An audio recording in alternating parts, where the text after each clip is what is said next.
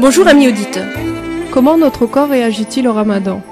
Au cours du jeûne, on commence par consommer le sucre présent dans notre corps, le sucre du foie, puis celui des muscles, et ensuite l'organisme utilise les graisses.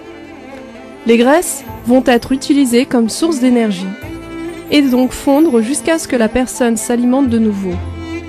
Il y a deux phases dans le jeûne, la phase d'adaptation et la phase d'équilibre. La première dure environ 10 jours. C'est la phase la plus difficile, la plus éprouvante pour le jeûneur, car l'organisme passe brusquement d'un régime habituel à un régime rigoureux. Dès que ces 10 jours sont franchis, le corps s'habitue et la phase d'équilibre peut commencer.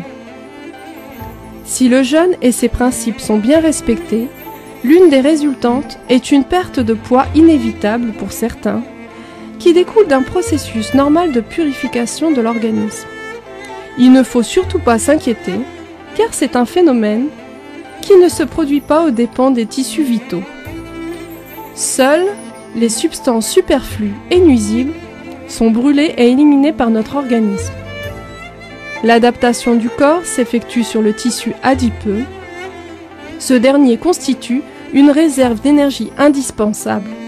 Alors mesdames, ne vous plaignez plus de vos rondeurs et de votre culotte de cheval, car elles vont bien vous servir pour tenir le ramadan. Les impacts du jeûne peuvent être différents d'un individu à un autre. Tout dépend de la santé de chacun. Beaucoup se plaignent de maux de tête et de troubles de la concentration. Tout cela est normal, car l'organisme est mis au ralenti et se focalise sur le processus de purification. Il est très important d'accueillir le jeûne comme une bénédiction et non une épreuve difficile à surmonter. Sahafturkum et rendez-vous demain à la même heure pour parler de l'importance de la mastication.